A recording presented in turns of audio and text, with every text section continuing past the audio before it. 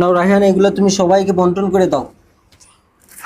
এটা তোমার, আর একটা তোমার, আর না না তোমাকে দেওয়া যাবে না, এই একটা আছে, এটা আলাদির।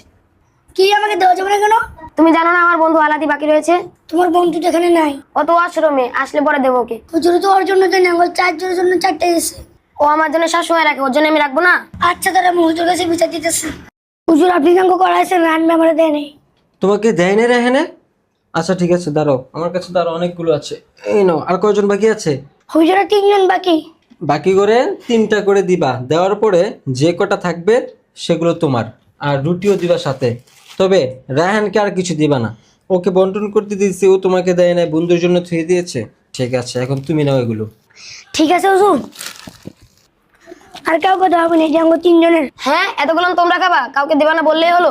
তোমাকে হুজুর দিতে নিষেধ করছে। কেন নিষেধ করেছে? তোমাদের ওই সময় আমাকে দাও না এই জন্য।